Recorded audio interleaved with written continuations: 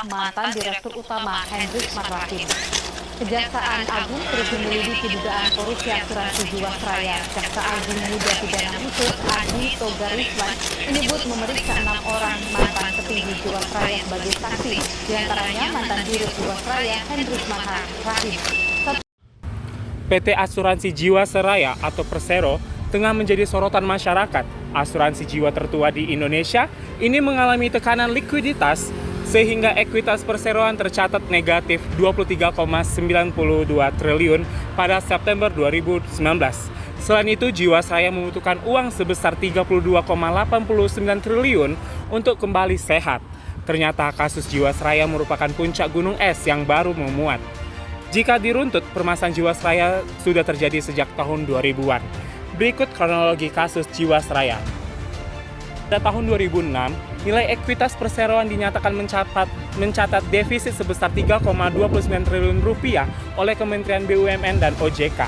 Pada tahun 2008 sendiri dilakukan audit oleh Badan Pemeriksa Keuangan atau BPK yang kemudian diberi opini disclaimer dalam artian bahwa auditor tidak menyatakan pendapat untuk laporan keuangan 2006 hingga 2007.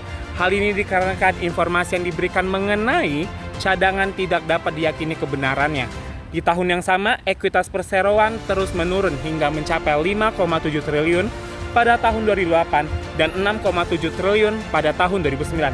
Perseroan terus melanjutkan skema reasuransi pada tahun 2010 hingga 2012 dan berhasil mencatat angka positif sebesar 1,3 triliun rupiah pada tahun 2011.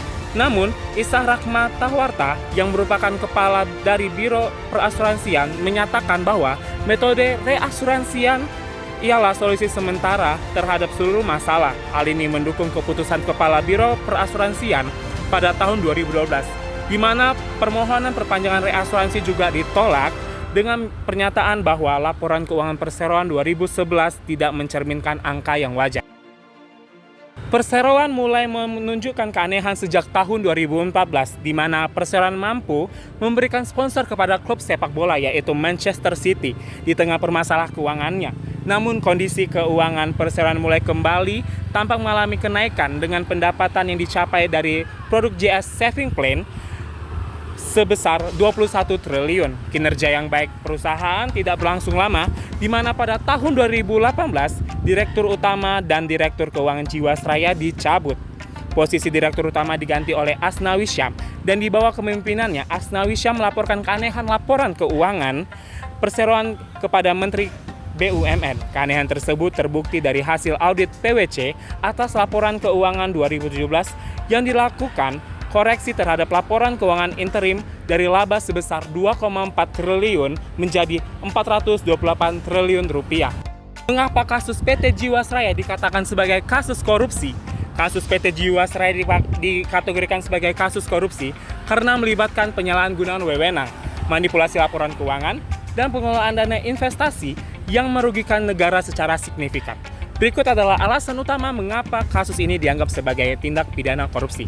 Yang pertama, ada kerugian negara yang cukup besar. Berdasarkan nilai hasil investigasi, kerugian negara akibat kasus Jiwasraya mencapai 16,8 triliun hingga 20 triliun rupiah. Kerugian ini disebabkan oleh pengelolaan dana investasi yang tidak sesuai aturan dan menguntungkan pihak-pihak tertentu secara ilegal. Yang kedua adalah penyalahgunaan wewenang.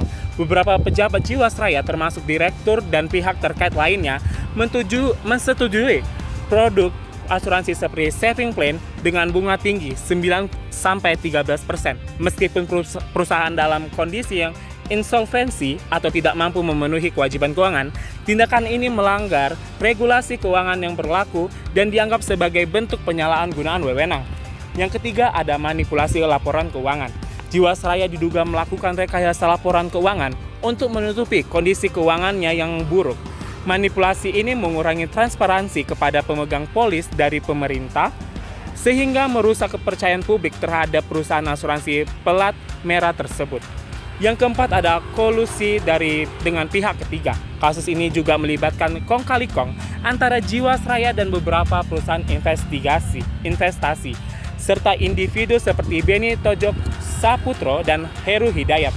mereka diduga memperkaya diri sendiri melalui pengelolaan dana investasi Jiwasraya yang tidak sah, termasuk tindak pidana pencucian uang atau TPPU. Yang kelima ada pelanggaran hukum. Para tersangka dalam kasus ini dikenakan pasal-pasal dalam Undang-Undang Pemberantasan Tindak Pidana Korupsi, seperti pasal 2 ayat 1 dan pasal 3 Undang-Undang nomor 20 tahun 2001, serta pasal 55 ayat 1 ke 1 KUHP tentang penyalahgunaan wewenang yang menyebabkan kerugian negara. Bagaimana nasib para nasabah atas kasus PT Jiwasraya tersebut? OJK menegaskan tidak bisa ganti rugi kepada nasabah yang tertipu pada kasus korupsi Jiwasraya tersebut. Kepala Eksekutif Pengawasan Pasar Modal OJK yaitu Hussein mengatakan untuk saat ini tidak dimungkinkan mengganti uang nasabah yang merasa tertipu, karena wewenang OJK hanya sebatas pada peraturan Undang-Undang Pasar Modal dan Undang-Undang OJK. OJK hanya bisa memberikan bantuan sebagai saksi ahli jika nasabah menggugat secara perdata atau secara ke arah pidana. Bahkan OJK setiap hari berkoordinasi oleh Kejaksaan Agung untuk memberikan keterangan yang diperlukan pada kasus ini. Dalam kasus ini ada 5 tersangka dalam kasus PT Jiwasraya. Yang pertama adalah Heru Hidayat, 1 tahun penjara, denda 5 miliar. Kedua ada Beni Tojo Korsaputro, 1 tahun penjara, denda 5 miliar. Ketiga ada Joko Hartono Tirto, penjara seumur hidup, denda 1 miliar, subsidiar 6 bulan penjara. Keempat ada Hedriman Rahim, 20 tahun penjara, denda 1 miliar, subsidiar 6 bulan kurungan. Yang kelima adalah Hari Prasetyo, penjara seumur hidup dan denda 1 miliar, subsidiar 6 bulan kurungan. Yang terakhir ada Syam Mirwan, penjara 18 tahun dan denda 1 miliar, subsidiar 6 bulan. Baiklah, di sini sudah ada 1 orang mahasiswa Fakultas Hukum Universitas Sumatera Utara. Boleh perkenalan diri terlebih dahulu, Bang? Boleh, perkenalkan nama saya Jeremy Tonggonamani, NIM saya 2000434. Oke, izin sebelumnya ya, Bang. Saya ingin mewawancara Abang tentang kasus korupsi yang cukup bilang terbesar di Indonesia, yaitu kasus korupsi Jiwasraya. Yang pertama, Bang, bagaimana sih, Bang, tanggapan Abang tentang kasus PT Jiwasraya tersebut? Kalau menurut saya sebenarnya kecewa karena kita sebagai rakyat, kita menaruh uang kita di perusahaan asuransi dengan harapan supaya perusahaan tersebut mau membantu kita ketika kita bersusahan, misalnya kita sakit atau ada ke hal yang lainnya. Tapi malah perusahaan Jiwasraya ini mereka mengkorupsi uang-uang hasil kepercayaan rakyat-rakyat dan menyebabkan rakyat-rakyat ini sakit hati sebenarnya, hati. Gitu. Oke, baiklah, Bang. Menurut Abang, apakah hukum yang terhadap pelaku korupsi Jiwasraya tersebut sudah adil? Hukumannya sudah adil apa belum adil, Bang? Gitu. Kalau menurut saya sih bisa dibilang adil, bisa dibilang nggak adil. Kenapa saya bilang adil? Karena semua tersangkanya sudah dihukum seumur hidup dan harta mereka sudah disita. Dan tapi kenapa saya juga bilang tidak adil? Karena menurut saya, apakah hukuman seumur hidup setimpal dengan kerugian yang mereka buat selama sebanyak 16 triliun? Oke. Apakah setimpal dengan uang-uang masyarakat yang hilang karena kepercayaan mereka pada perusahaan ini? Oke, berarti menurut Abang masih belum kurang adil ya? Bisa dikatakan adil, bisa dikatakan kurang adil. Oke. Menurut Abang sendiri, apa saja faktor utama kasus Jiwasraya dapat begitu besar dan kenapa tidak ketahuan lama, Bang? Kalau menurut saya memiliki 2 opini. Opini yang pertama, karena kurangnya pengawasan OJK. Kita tahu sendiri, OJK harusnya mereka bertugas untuk mengawasi semua kegiatan keuangan di negara ini. Tapi di kasus ini, pihak OJK malah tidak peduli. Mereka kayak membiarkan hal itu terjadi. Makanya Jiwasraya ini tidak muncul lama-lama lah. Yang kedua, karena laporan keuangan. Menurut saya, pihak Jiwasraya ini mereka membuat laporan keuangan palsu. Karena kenapa? Karena untuk menutupi kerugian mereka. Karena kita tahu bahwa kasusnya Jiwasraya ini mereka tuh gagal bayar. Jadi untuk menutupi kerugian itu, mereka membuat sebuah laporan keuangan palsu supaya masyarakat lagi percaya gitulah. Oke, terima kasih, Bang, atas wawancaranya, Bang. Sama. Berikutnya kita kedatangan salah satu narasumber juga dari mahasiswa Fakultas Hukum Universitas Sumatera Utara. Boleh perkenalan diri terlebih dahulu, Bang?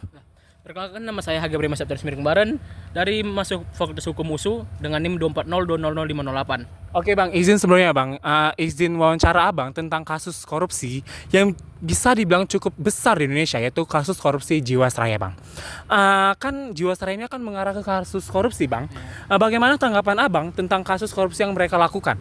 Ya, dari kasus ini sudah pasti mengarah ke arah korupsi dan juga merugikan negara dan para nasabah. Saya menyayangkan aja kenapa para oknum itu berpikiran untuk mengkorupsi dari suatu pihak asuransi. Itu juga bisa dapat menghilangkan kepercayaan para nasabah kepada pihak asuransi. Oke Bang, pertanyaan selanjutnya nih Bang, menurut Abang pelajaran yang didapat dari kasus ini apa, dan untuk nasabah-nasabah asuransinya tuh bagaimana Bang? Ya pasti banyak ya kalau dari kasus-kasus korupsi ini. Ya terlebih lagi untuk para pemerintah dan juga para perusahaan asuransi. Ya dalam mengefektif bidang-bidang manajemen perusahaannya, dan juga bagi para nasabah itu sendiri jangan mudah tergiur lah untuk